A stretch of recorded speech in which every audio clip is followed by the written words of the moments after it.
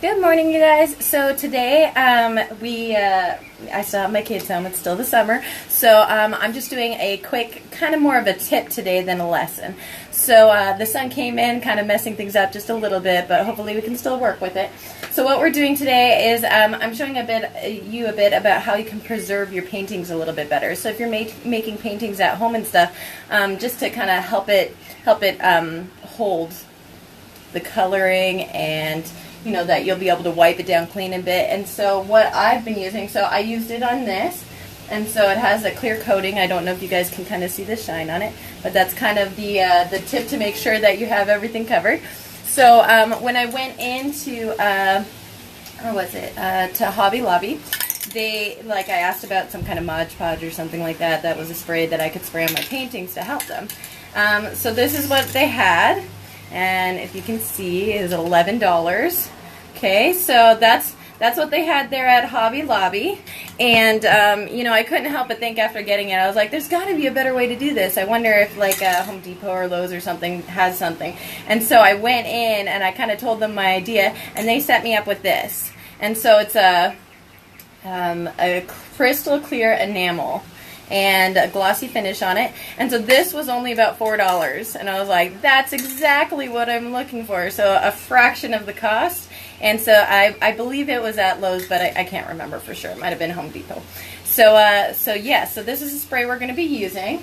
Like I said, I already used it on this one, so this one is set after we did our picture the other day. And so the painting is that we're going to do today is one of my favorite Christmas ones, and so this is the one that I want to seal in so then it lasts more years, and so I'll be able to like wipe it down a bit if it gets dusty and everything without having to be afraid of my paint going everywhere. Alright, so they're kind of a pain in the butt to open, squeezing the sides to get it open, and pretty much you're just going to try and evenly spray it across, okay?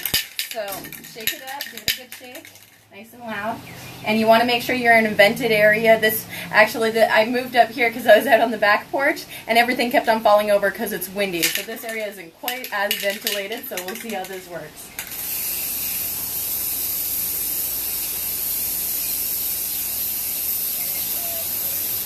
Alright, and so after the initial spray, I believe you're supposed to wait on the initial one, I think it was 10 to 15 minutes before you start the next one. So your initial coat, that's the one that's starting everything off, so you want to make sure that one is extremely dry before you add more moisture to it. So I wanted to also show you guys that I don't just use it for my paintings, although I do love using it for my paintings, but I also use it for some of my other crafts too that need some sealing. So I have a piece of wood that I've painted, and so I have some paper down here, so I'm able to spray it. Not sure if you're able to see, so I'll hold it up on an angle. And just kind of the same thing, trying not to get much on me, and just spray it on and let that one dry. And I think I already have 2 or 3 coats on that one.